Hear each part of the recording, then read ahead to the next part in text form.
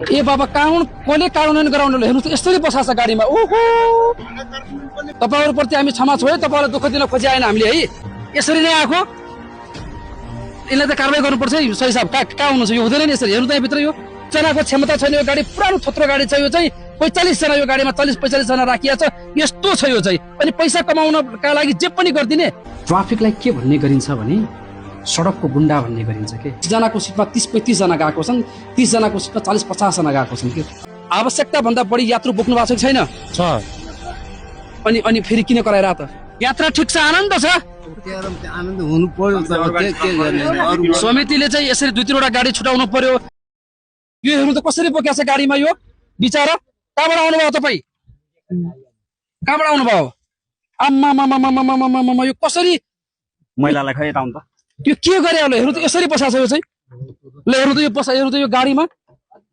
ए बाबा कसले कार्यान्वयन गराउनु हेर्नु त यसरी बसाछ गाडीमा ओहो ओके त्यो गराउन रुक्नुहोस् अहिले तपाईँ रुक्नुहोस् एकछिन अहिले म गराउँछु हेर्नुहोस् त यो तपाईहरुप्रति हामी क्षमा छौँ है तपाईहरुलाई दुःख दिन खोजे आएन हामीले है तपाईहरुलाई दुःख दिन खोजे तर बिचारा हेर्नुहोस् त यो कति तिर्नु भयो पैसा भाडा यसरी बसाछ बस्नुहोस् कहाँबाट आउनु भयो तपाईँ नेपालगञ्जदेखि यसरी नै आउनु भयो यसरी नै कति रुपियाँ भाडा 25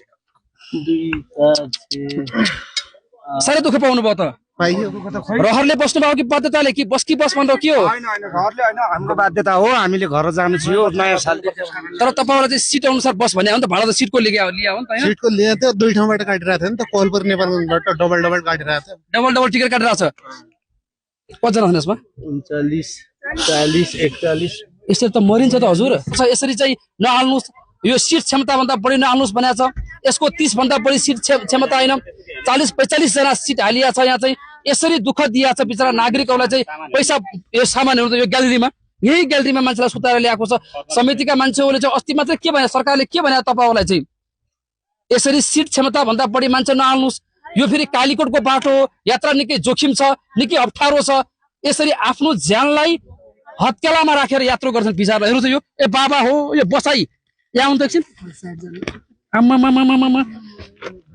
यो देखे त रगत उम्ले मेरो त हेर्नु त यो यस्तो हुन्छ यो ल हेर्नु त यो कठै के भयो आमा घुँडा दुख्यो घुँडा दुख्छ अरे के अन्त सिट यस्तै छ यहाँ मेरी आमै कहाँबाट आउनु भयो नेपालगञ्जबाट आए बाबु अब के त हामीले घर जानु हुने नेपालगञ्ज बस्नु नै घुँडा दुख्यो घुँडा दुख्छ खुट्टा खाइया खाइया बुढा कठै पछाडि बुवा कहाँबाट आउनु भयो हामी त्यो कोलपुरबाट नेपालगञ्जबाट यात्रा ठिक छ आनन्द छ आनन्द हुनु पर्यो के गर्ने समितिले चाहिँ यसरी 2-3 वटा गाडी छुटाउनु पर्यो बिचारा वृद्ध हुनुहुन्छ बालबालिका हुनुहुन्छ यहाँ भित्र उल्टी छ सब चिज छ कति दुःख छ के यो यहाँ अब यसरी यो सामान्य छ मान्छे यही लम्पसार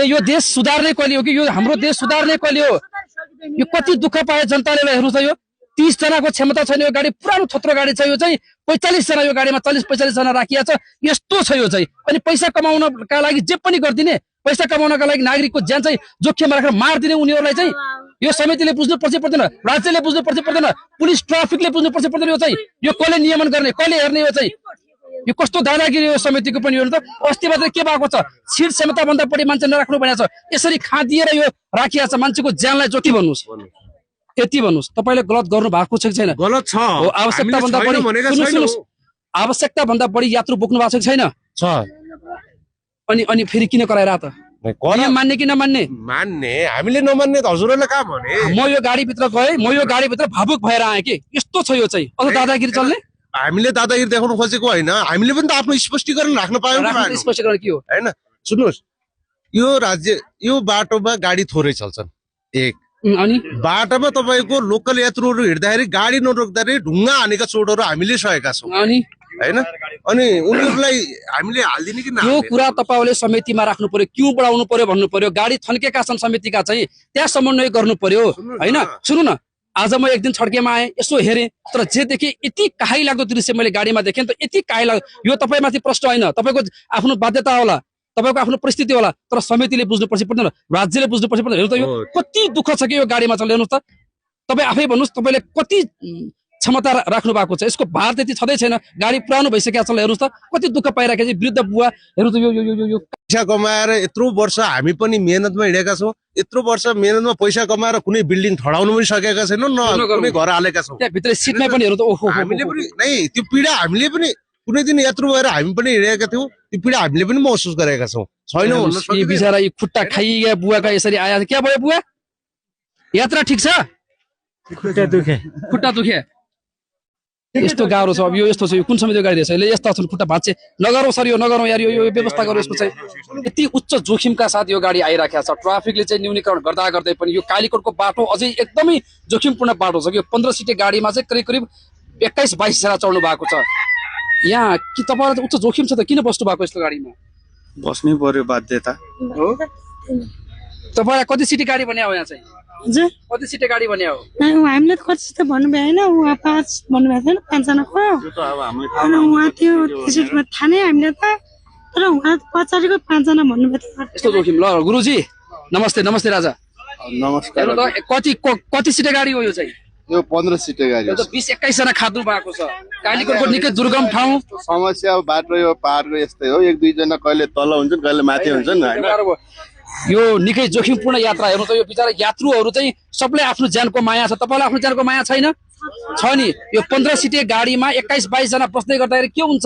मृत्यु भयो भने कसले चाहिँ त्यसको व्यवहार चल्यो? हेर्नु त 2400 रुपियाँ तिरेर सुर्खेतबाट आउनु भएको छ, तर खाता यस्तो गाह्रो छ। यस्तो परिस्थितिबाट यात्रु गर्न बाध्य छन्। यो ट्राफिक अझै भन्दा यो हेर्ने भनेको रोडको हिरो भनेको ट्राफिक हो। ट्राफिकले यसको चाहिँ न्यूनीकरण गर्नुपर्छ पर्दैन? ट्राफिकले चाहिँ यो हेर्न पर्छ। हामी कालीकोट जिल्लामा छौँ, कालीकोट जिल्लाको ट्राफिकसँग हामी समन्वय गरेर चाहिँ यात्रालाई व्यवस्थित बनाउनु पर्छ, यात्रालाई सुन्दर बनाउनु पर्छ भनेर चाहिँ हामी यो रिपोर्टिङ गर्दैछौँ। यो 15 सिटे चाहिँ यो फोर्स गाडीमा चाहिँ 20-21 जना बसाइया छ। यो निकै जोखिमपूर्ण यात्रा हो। तपाईँहरू पनि सचेत हुनुपर्छ अब है, यात्रुहरू पनि। हेर्नु त बिचारा 2100 रुपियाँ तिरेर यो किसिमको बसाइ छ यहाँभित्र चाहिँ। यो जानकारी समिति नै हुनु पर्यो, तपाईँको गुरुभन्दा पनि समिति नै भन्नु पर्यो। समिति 24 यात्रा निकै जोखिमपूर्ण यात्रा गरिराख्नु भएको छ होइन? होइन सबै गाडी यस्तै छ। अब हामी भन्दै हाम्रो स्टाफलाई भनेर भएन कि, उहाँको गल्ती त केही छैन, उहाँले चलाउने हो गाडी। तपाईँले काटेको सिट पनि बस्न पाउनु भएन है। यसको नियमन गर्ने एउटा यो गुरुले मात्रै हुँदैन, यो ड्राइभरले मात्रै होइन कि, यो कानुन ट्राफिक छ, यिनका समितिहरू छन्। यो निकै अप्ठ्यारो। यसरी यो आक्रोशमा हुनुहुन्छ बिचारा यात्रुहरू होला नि होइन? अनि उहाँहरू चाहिँ यसरी खाँदेर यो 15 सिटे गाडीमा 22-25 जना हाल्यो भने चाहिँ मृत्यु भयो। कसले उ गर्ने? यस्तो हो के सर, माथि आउनु गुरुजी, यहाँ आउनुहोस्। पैसा होइन, सुन्नु न, तपाईँलाई पैसा प्यारो भयो, उहाँलाई आफ्नो ज्यान प्यारो होला नि। यस्तो हो क्या सर, अब के भन्छ, अब इमर्जेन्सी छ सर, यहाँदेखि हालेको होइन। अब गाडी नभएपछि के गर्ने त, मैले के ल भन्नु न। गाडी त कसैको छ भने तपाईँहरू आफ्नो खुसीले बस्नुभयो यसरी भन्नुहोस् है।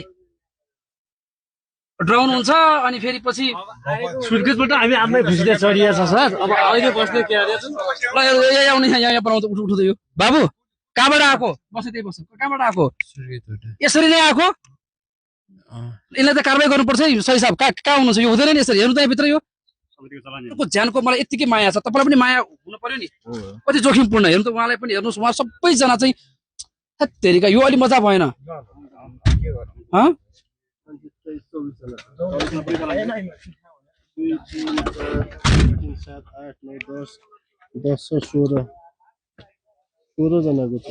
यसमा 16-17 जनाको चलानी छ यो चाहिँ। यो यातायात प्रणालीले दिएको, तर गाडीको सिट क्षमता भनेको चाहिँ मात्र 15 जना हो। यो कालीकोटमा छौँ हामी, कालीकोट जिल्लामा छौँ। यो कालीकोटको बाटो आफैमा निकै जोखिमपूर्ण छ, निकै यात्रा निकै जोखिम छ के। हरेक यात्रुले चाहिँ आफू हिँड्दै गर्दाखेरि चाहिँ यात्राको व्यवस्थापन होस्, सुन्दर यात्रा होस्, रमणीय यात्रा होस्। तर यो भित्रको अवस्था देख्दाखेरि चाहिँ निकै गाह्रो छ कि परिस्थिति चाहिँ। यसरी कृपया हामी आग्रह गर्छौँ। ल तपाईँहरूको केही अलिकति गुनासो छ भन्नुहोस् है। पैसा तिर्नु भयो नि, केही गुनासो छ? आमा बसाइ ठिक छ?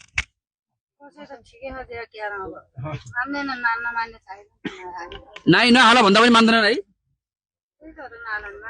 के छ केटा, ठिक छ? हजुर सरजी ठिक छ बसाइ? भन्नु न भन्नु। अब हामी बिचबाटबाट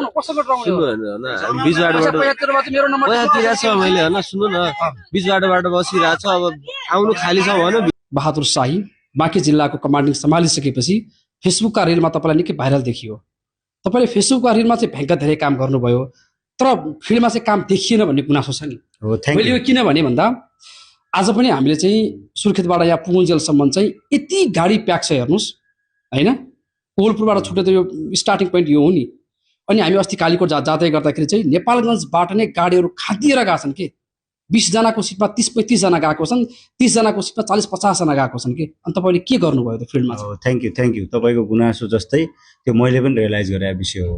अब हामीले के गरिराखेका छौँ भने जिल्ला ट्राफिक प्रहरीकारले बाँकेबाट हाम्रा विभिन्न 14वटा पोस्टहरू छ, पोस्टबाट आफ्नो तरिकाले पोस्टले काम गर्छ हामीले भनेअनुसार। र अहिले पनि हामीले जति सिटमा कारबाही गरेका छौँ, यहाँले भनेको कुरा सत्य हो कि सिट सङ्ख्यामा हामीले जति कारबाही गरेका छौँ, यहाँले रेकर्ड पनि हेर्नु भएको छ होला हामीले कारबाही गरेको। अहिले पनि त्यो सङ्ख्या निकाल्ने बित्तिकै पनि एउटा मेसेजको रूपमा त्यसले चाहिँ काम भयो ब्रेन्डुममा गरेछ जस्तो लाग्छ मलाई। एउटा कुरा भन्छ तपाईँलाई अन्याय लाग्दैन भने, मेरो यो प्रश्न तपाईँलाई अन्याय हुँदैन भने म के भन्छु भने जुन सिट सङ्ख्या काटियो नि, जसलाई तपाईँले कारबाही गर्नुभयो नि, उहाँहरूले तपाईँलाई मासिक नबुझाएर त्यो गर्नुभयो भन्ने कुरा आछ कि? हो यस्तो हो, ठिक हो। तपाईँले क्वेसन ठिकै गर्नुभयो। त्यो मलाई कमेन्ट पनि आएको थियो फिडब्याक उसमा मिडियाको तल। त्यो अब तपाईँलाई मैले आज मात्रै के भन्ने हो भने हामीले कारबाही गऱ्यौँ म्यासेजको रूपमा, त्यसलाई एकदम गऱ्यौँ। त्यो गरिसकेपछि धेरै म्यासेज पनि गएको छ, सिटको रूपमा हामीले कारबाही पनि गऱ्यौँ। अर्को कुरा यहाँलाई मैले तितो यथार्थ के पनि भन्नुपर्छ भने बाँके जिल्लाबाट छुटेर जाने होइन, बाँके जिल्लाभित्रै चल्ने पनि सयौँको सङ्ख्यामा म्याजिक गाडीहरू छ। ती गाडीहरू प्रत्येक गाडीमा चाहिँ सिटहरू थपेर सञ्चालनमा छ। त्यो गाडीको रूपमा चाहिँ हामीले अब यसलाई चाहिँ निर्मूलै पार्ने गरी आज पनि मैले प्रमुख जिल्ला अधिकारीज्यूसँग भेटेर बिहान मात्रै, तपाईँलाई संयोगवश फेरि आजै ठ्याक्कै तपाईँलाई भन्न पाइयो, आज मात्रै भेटेर पनि सर यातायात व्यवस्थापन समितिको बैठक बसाल्नु पर्यो। यो चाहिँ ट्राफिकले एक ठाउँमा रोकेर 200-250 गाडीको लाइन लाएर सबै सिट काटेर चाहिँ सम्भव पनि नहुने देखियो सर। हामीले त्यत्रो सिटमा कारबाही पनि गऱ्यौँ। यसमा फेरि मलाई यो आरोप पनि आयो हेर्नु सर, लाइन नमिलेर महिनावारी नबुझाएर यो ट्राफिकले यो गर्यो, यो बुझ्ने पाउने बित्तिकै यो गर्दैन भन्ने टाइप कमेन्ट पनि आयो। यो चाहिँ मलाई अलि असह्य भएछ। यो चाहिँ यसको लागि चाहिँ हजुरले नै एउटा मिटिङ बसालिदिनु पर्यो। मिटिङ बसालिसकेपछि हामी यातायात व्यवसायीसँग पहिला एग्रिमेन्ट गरौँ, उहाँहरूले आफै काट्नुहुन्छ। मेरो 2 जना ट्राफिकले बाटामा बसेर 200 गाडीका सिट काट्न सम्भव छैन सर, सकिँदैन। मैले हजुरसँग अब एज अ गार्जियन चाहिँ यो हजुरले नै यहाँ निर्णय गराइदिनु पर्यो, यो चाहिँ यसरी सम्भव छ भन्नु मैले आज बिहान मात्रै कुरा राखेको छु। आम नागरिकलाई के बुझाइदिनुहोस् भने विशेष गरी ट्राफिक प्रहरीको काम चाहिँ के हुन्छ, यहाँदेखि सुरु गरौँ। एकदमै धन्यवाद तपाईँको यो जिज्ञासाको लागि। वास्तवमा आम नागरिकलाई ट्राफिक प्रहरीले कस्तो खालको कार्यहरू गर्छ र उसको मुख्य जब कोर जब के हो भन्ने कुरा बुझाउनु पनि जरुरी छ। अघि यहाँले सुरुमै उद्घोष गर्दाखेरि ट्राफिक प्रहरी भनेको एउटा अत्यन्तै हाम्रा राजमार्गमा सहायक मार्गमा जति पनि सवारी साधनहरू सञ्चालनमा छन् ती सवारी साधनलाई सुरक्षित हिसाबले गन्तव्य स्थानसम्म पुर्याउनका लागि गर्ने जति पनि प्रयासहरू हुन्छ त्यो प्रयासहरू भनेको ट्राफिक प्रहरीले गर्ने हो।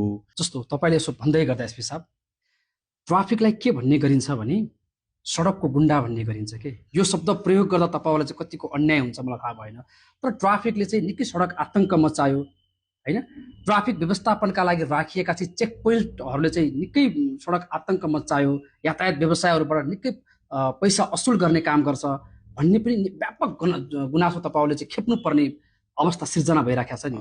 अवश्य पनि हेर्नुहोस्, जुन व्यक्ति अथवा संस्था निरन्तर नागरिकसँग जुधिरहेको हुन्छ, निरन्तर आफ्नो अहोरात्र चाहिँ आफ्नो कार्यमा हाम्रो सङ्गठनले हामीलाई असाइन गरेको टास्कमा खटिरहेको हुन्छ, पक्कै पनि त्यहाँ के हुन्छ भने समस्याहरू गुनासो नागरिकका रहन्छन्।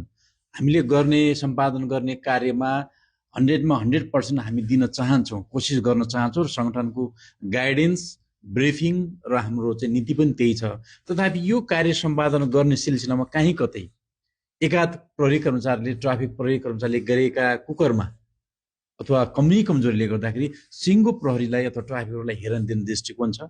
त्यो दृष्टिकोणमा अलिकति चाहिँ बदलाव ल्याउनु जरुरी छ। तपाईँ यो कुरा स्वीकार्नुहुन्छ कि स्वीकार्नुहुन्न? जुन ट्राफिकले चाहिँ मासिक रूपमा 1000 रुपियाँ 500 रुपियाँ उठाउने, जसले गर्दा यात्रु लगायत यता व्यवसाय निकै दिक्क वाक्क भएका छन् कि तपाईँहरूबाट चाहिँ, जस्तो यो वृद्धिको तपाईँको पनि बदनाम भइरहेको छ कि त्यसले? अब हेर्नुहोस्, यो कुरालाई स्वीकार्नुहुन्छ? यो कुरालाई स्वीकार्ने नस्वीकार्ने भन्दा नि म जिम्मेवारी सम्हालेर आएको वीरेन्द्रनगरमा विशेष यो कार्यालयमा आएको 1 महिना पुग्दैछ र मैले यहाँलाई के निवेदन गर्न चाहन्छु भने म आउँदाखेरि पनि यो सुर्खेत जिल्लामा कर्णाली प्रदेशमा क्रियाशील सञ्चारकर्मीहरूकै माझमा मैले के भनेको छु भने आम हाम्रो यो कर्णाली प्रदेशमा मेरो मातहतमा कार्यरत प्रहरी कर्मचारीलाई सबैभन्दा पहिला गर्नुपर्ने कार्य भनेको ट्राफिक प्रहरीलाई सेतो टोपीधारी प्रहरी कर्मचारीलाई आम नागरिकले हेर्ने दृष्टिकोण प्रयत्न गर्नु जरुरी छ भनेर मेरो पहिलो निर्देशन मेरो माथिको सकल दर्जालाई भएको छ।